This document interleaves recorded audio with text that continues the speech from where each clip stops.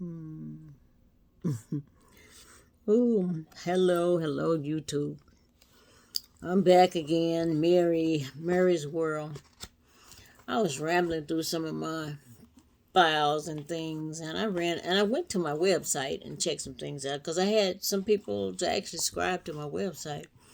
I've got to get busy with my blog, but I ran across this interview I did a long time ago with indie book review. And we were reviewing this book that I wrote. I think it's 2015. It's called An Angel Without a Name. Let me show it to you.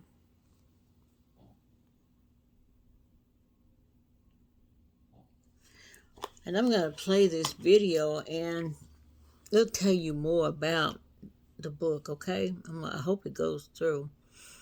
Okay? See if I can get started. This is Indie Book Publishing. Indie Book Publishing is a show about new books and the authors who wrote them. So y'all It's an look at opportunity me. for prospective readers to hear directly from the writers, to hear what inspired them to write and publish, and to hear all the inside details about their books. And now, Indie Book Publishing. Your host, Steve Jorgenson.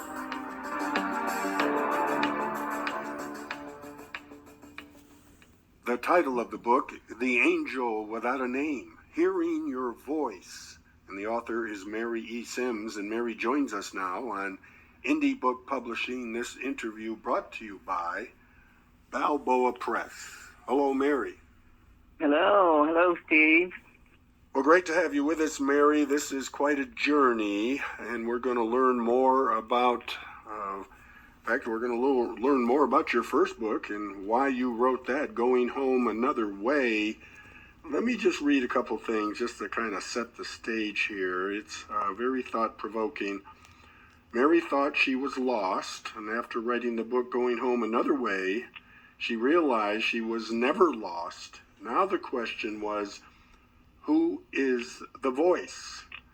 So the voice which you have heard throughout your life, Yes. the voice has been there for you. It's always been there. I thought everybody heard a voice.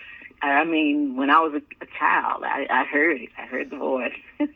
I mean, what was it, a voice that every time you heard it, you recognized it? It was that same voice?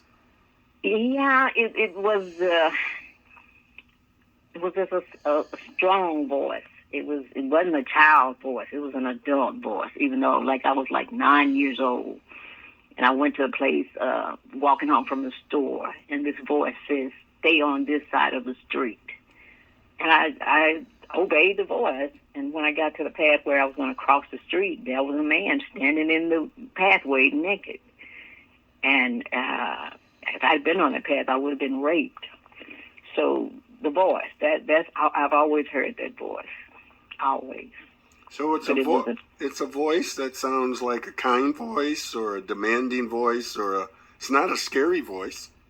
No, it's not a scary voice. It to me then it was an adult voice, and it didn't fuss, it didn't change the subject. It was just what was about to happen. Do it now, and that's it. But I learned to obey it. And sometimes I would forget what the voice had said, and at the end of the day or 2 days later, I remembered, oh, wow, the voice told me not to do that. And as I got older and older, and I realized the voice, it's been my voice all the time. Yeah, some might say that's the voice of God, but you have a different view of that, which we'll talk about a little bit more. But let's go back to a little bit about your life, which you've written in your book, Going Home Another Way. You struggled for some time with addictions. Yes, I did, and I didn't.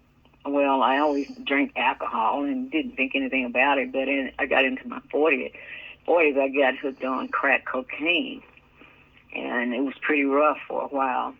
And I'd go to AA meetings and celebrate and get your little corn and stuff. But I had to figure it out for myself. And after I was clean about 3 years, I was still afraid of relapse. I was just scared to death. Nightfall come, I would just scared that I was going to have to go out and get drugs. But this same voice told me that if I wanted to free myself from being afraid of addiction or relapse, I would have to write. And I was busy at that time running an upholstery shop, and I just kind of consoled the voice and said, okay, I'll write.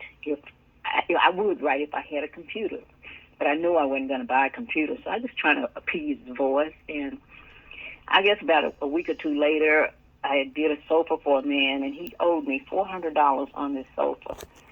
And instead of him giving me the balance, he said, Mary, don't write the receipt. I'm going to give you a computer and a printer. I'm going to give you lessons. And me and my Mary mind was getting ready to say what? And then before I could say anything, I remembered what I had told the boys, that I would write in a diary if I had a computer. So I had no excuse. Then I started writing. And as I wrote, because I first said, I don't know what to write about, and said, just write about everything you remember. I started writing, and I cried, and I wrote, and I cried. And in about maybe, say, 3 years of writing, I felt that I was getting better. But I put a password on the diary. Nobody was supposed to ever find it. But one night I was writing about an occasion with the drugs, and it just made me sick as I was writing. And I had to get up from the computer and go vomit. And I went to bed. When I got up that morning, my son was reading the diary. And he said, Mom, I know you were on drugs, but I didn't know it was nothing like this. He said, this is going to have to be a book. And we argued back and forth, back and forth. I didn't want to put my life out there like that. And it eventually became a book, and it's helped so many people. So that's how Going Home Another Way started, from my diary. So you've been drug-free for how long? Oh, God, it's probably 22 years. 22 years. Yes, uh-huh. And so finally you felt you had to write about this voice, as you call the voice an angel without a name. Right. The angel without a name. So how did you finally discover that this voice was something within you, your inner voice? I mean, how do you distinguish that? Like somebody may say, well, that's God talking to you. Yeah, for a long time I thought that was God. It really, and we are God, so that is the higher self of me, which is the God self, the wise and the all-knowing self. And that was that part of me, so it is the God self. And if it's God, we could say it's God, but it sounds like me. It's my voice. Because when you hear a voice in your head, now I don't hear other people's voices. I shouldn't hear a Italian voice or a Japanese voice. I hear my voice. And if I heard any other voices, I knew I'd have to take a whole lot more medication. But it's my voice. It is my voice. It's been my voice all the time. It was just amazing.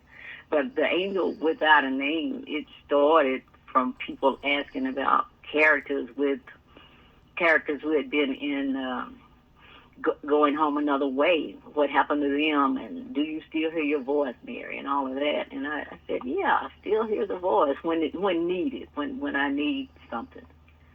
I hear that voice. Now, in your book, you have who you call the most unforgettable character. His name is Stanley. Now, tell us about Stanley and why he's so important to you. Well, Stanley is a person that I met kind of in passing, and he was a quirky man. He wanted his pockets enlarged, so a certain amount of pockets had to be on his pants. And by me being able to sew, he said that he would trade out for past life regression or hypnosis. That's what he did. But he wanted me to fix his pants because he carried everything he owned on his body and on his motorcycle. And he was just a weird character. One time he made me cry. It was I don't know. Stanley was like that, and he took me on a past life regression, and he interviewed me, and I told him about the voice. He said, "Mary, do you want to meet the voice?" And I kind of laughed. I said, "Yes, I would like to, can I?" And he said, "Yes." And during the regression, several phases passed, several lifetimes passed, but I actually was able to meet the voice. And after that, Stanley stayed around a couple of days, and he took a couple of friends of mine on a bicycle, and he asked me to go to a meditation camp that was in East Texas, and I decided to go. And that place is another place that really, really, just really changed my life. So Stanley helped me out a whole lot, even though it wasn't about the pockets, but it was about what he had in the pockets. How do you distinguish the voice from your own thoughts? Well, my thoughts busy and rambling and do this, do that, don't do that. Ooh, they're going to do this. And my own voice will really frighten me if I do it. I would be in a rage, and I have to calm myself down. But the voice is just a quiet, still voice, and it doesn't say much, but it has authority in its voice. And that's how I know. I've heard it so often. But I do realize that my voice, my thoughts are running 24/7. And the voice of God or my higher self is the voice that somehow sneaks in between, and it makes all those other voices flee. And after it speaks, no one else says anything. No other voice appears. How do you feel about organized religion or even going to church? I go to church when someone, compels me to visit, but I'm not the type of person that can commit to being in church every Sunday or the Bible study. It's just a burden for me to commit to an organization. So I just kind of stay at home and maybe watch a little church on TV or whatever, but I just can't be a part of that anymore. I was raised in a Pentecostal church, and we was at church 7 nights a week and did our homework at church. So if I never go to church again, I think I've been enough. What about guardian angels? Well, a lot of people would say that the voice is the guardian angel, and that voice is my guardian angel. And everybody has a guardian angel. And that's why I named the book An Angel Without a Name. And because when I first started writing, I didn't know who the guardian angel was. But we all have guardian angels. Tell us about why forgiveness is so important in your message to the world. To me, forgiveness is a big part of seeing our mistakes. Because when people do something to you, it's up to you to figure out how it made you feel and get over it. And when people don't know any better, they can't do any better. So if someone hurts you or does something, it's because they didn't know any better. And things that I do that are wrong and hurtful, I didn't know any better. So you have to remember, they didn't know what they were doing. To know better is to do better. Do you sometimes see into the future? Yes, I do. I do have that gift of psychic ability or prophecy or whatever. I've seen that. I saw my mother's death the year before she died, and I've seen a whole lot of things, and sometimes I don't understand why I see them. If I can't prevent the thing from happening, then why do I see it? But I do see it, and that's something I've never understood, but it's, as they say, one of those gifts or something that you are able to do, and I'm thankful for it. I just don't try to charge people and say I can do this and that, and like a medium or something. I never say that, but I am able to do that. So you're really telling all of us that we all have this voice that we can hear, and we need to listen to the voice and not to be afraid of the voice. Can we ask the voice a question? Yes, you can ask the voice a question. Even if you've lost something and don't know where it is, or just anything, just ask the question and wait for the answer. And you will, when you find the answer, remember that you did ask for that answer. It may not be the answer that you like, but if you ask, you shall receive. You just have to ask. Well, finally, you mentioned this phrase before, and I'd like you just to conclude with your thoughts about this, help us a little bit more to understand. You said we are gods, and that's with a small g, right? Right, small g. So tell us about that. We are gods, and it's about claiming your power and being, if we are made in God's image, then we are God. But we don't know how to claim the power and to do it, to create. We are creating. We just don't realize that we are creating. We are creators and co-creators with the universal God. That's who we are. We are creating this radio broadcast right now. My voice, my waves are going out, and hopefully it will touch somebody's ear, and they'll remember the voice in their head. So the world was created with a word. So here I am speaking a word, and I am small, G-O-D, talking to other small, G-O-D-S. We are God. That is in the Bible. We are God. Well, very well said, Mary, and we appreciate you being with us on Indie Book Publishing. Mary has written her book, Mary E. Sims, the title, An Angel Without a Name, Hearing Your Voice. Mary, tell us how we can get your book. You can get the book on Amazon.com or Balboa Press, or my website, www.anangelwithoutaname.com. Anangelwithoutaname.com. Well, thank you, Mary, for joining us. All right. Thank you, Steve. And this interview has been brought to everyone by Balboa Press.